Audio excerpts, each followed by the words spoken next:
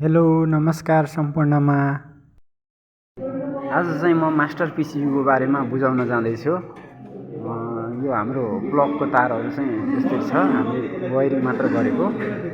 Master पिसियुको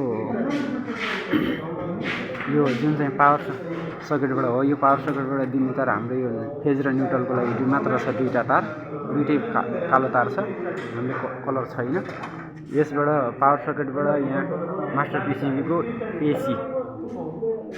ACL लेखेकोमा phase supply दिने, अनि त्यसपछि न्युट्रल चाहिँ यहाँ एसीएन लेखेकोमा दिने मास्टर पिसिबीको। त्यो भइसकेपछि फेज र न्युट्रल यसमा पायो। अनि फेरि यहाँ कमन, तलतिर कमन लेखेको छ। यो कमन लेखेकोबाट हो, यो कम लेखेकोबाट अनि फेरि लाइन यहाँबाट इन हुन्छ अनि यहाँबाट आउट हुन्छ। यो स्विचिङ रिले हो, यसले आउट गरेपछि यहाँबाट कम्प्रेसरमा दिनुपर्ने हुन्छ। तल आउटडोर युनिटलाई दिनुपर्ने हुन्छ। आउटडोर युनिट हाम्रो यहीँ नजिकै ल्याबमा भएको भएर नजिकै एकै ठाउँ छ। अनि आउटडोर युनिटको मा यो क्यापेसिटर 100/80 को क्यापेसिटरमा यो क्यापेसिटरको एउटा पोइन्टमा दियो र त्यहीँबाट स्टार्टिङ कम्प्रेसरको रनिङ पोइन्टमा, त्यहीँदेखि कम्प्रेसरको फेरि रनिङ पोइन्टमा लगेर यहाँ रेड तार छ यसमा, अनि यहाँ चाहिँ कभर लगाएको छ कम्प्रेसरको रनिङ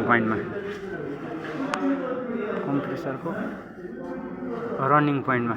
रेड तार लगाएर दियो, रेड तार। अनि त्यसपछि स्टार्टिङमा चाहिँ हाम्रो कम्प्रेसरको यो हरियो तार छ, ग्रिन तार। अनि त्यसपछि हामीले स्टार्टिङमा क्यापेसिटरको स्टार्टिङमा लगाएर दियो। त्यसपछि अब कमन चाहिँ हामीले यो व्हाइट तार, सेतो तार कमनमा छ। यो चाहिँ न्युट्रलमा, यो कमन न्युट्रलको हो। कमन चाहिँ हाम्रो अहिले वायरिङ गर्छ, फेज तारको त्यो भयो। अब त्यसपछि अब ब्लोअर फ्यानलाई दिन पर्यो। ब्लोअर फ्यानलाई दिनको लागि हामीले सिधै यहीँ कमबाट पनि दिन सकिन्छ। कमबाट दिँदाखेरि आउटडोर चलेपछि मात्र यो ब्लोअर फ्यान इन्डोर युनिट चल्छ। त्यही भएर हामीले चाहिँ के गर्यौँ भन्दा यो ब्लोअर फ्यानको यो हाई लो मिडियमलाई हटाएर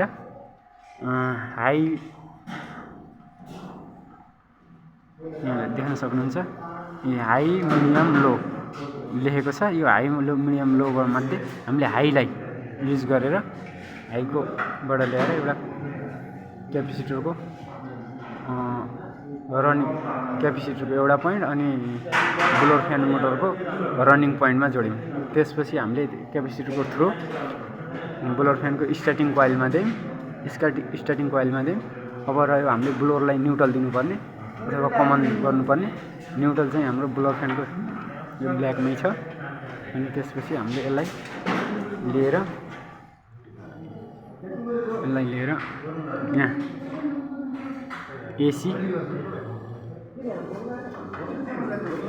एसीएन भनेको पोइन्टमा अथवा कम्प्रेसरमा गएको आउटडोर युनिटमा गएको पोइन्टमा न्युट्रल पोइन्टमा दियौँ। कम्प्रेसरको अब यो ब्लोअर फ्यानको न्युट्रल पनि भयो। त्यसपछि हामी कम्प्रेसरको अब लागि कमन अथवा न्युट्रल दिनु पर्यो।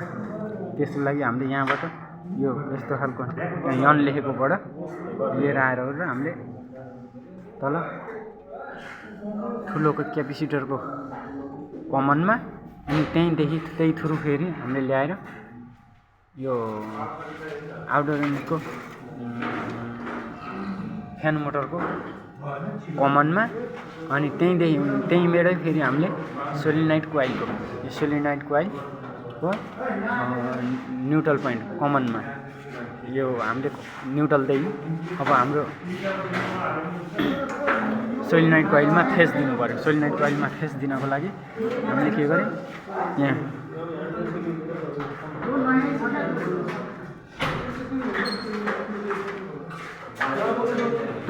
भल्भ लेखेको छ।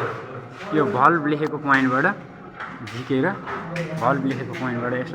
यसकोबाट ल्याएर हामीले सोलिनाइड कोइलको फेज तारमा दियौँ। त्यो गरेपछि सोलिनोइड कोइलको पनि काम भयो। अब रह्यो हामीलाई दिनुपर्ने के छ भन्दा यो फ्यानमा दिनु पर्यो। यो फ्यानमा दिनको लागि यहाँबाट निकालेर यो फ्यान लेखेकोबाट निकालेर आउटडोर युनिटको फ्यान मोटरमा दिनुपर्ने हुन्छ। आउटडोर युनिटको फ्यान मोटरमा दिनको लागि यहाँबाट यसरी लिएर आएर यो 2.5 को क्यापेसिटर 2.5 को क्यापेसिटरबाट एउटा पोइन्टबाट मा जोड्यौँ अनि त्यही पोइन्टबाट फेरि रनिङ कोइलमा दियौँ। रनिङ कोइल हामीले रेड रनिङ कोइल हो कन्टिन्युटी चेक गरेको थियौँ हामीले। अनि यो ब्लू चाहिँ पहिलो चाहिँ हाम्रो स्टार्टिङ कोइल हो अनि अर्को पोइन्टबाट हामीले त्यसलाई स्टार्टिङ कोइलमा यो सप्लाई दियौँ। कमन चाहिँ हामीले पहिल्यै यहाँ सोलिनोइड कोइल र यो कम्प्रेसर कमन पहिल्यै दिइसकेको थियौँ। यो अब रह्यो हाम्रो यो चाहिँ हाम्रो मास्टर पिसिबीको डिस्प्ले हो अनि यो चाहिँ हाम्रो मास्टर पिसिबीको ट्रान्सफर्मर हो। यसले चाहिँ के छ भन्दा एसीलाई डिसीमा यसले चाहिँ भोल्टेज मात्र कम डाउन गर्ने काम गर्दो रहेछ यो ट्रान्सफर्मरले। त्यसरी हाम्रो यो मास्टर पिसिबीको इलेक्ट्रिक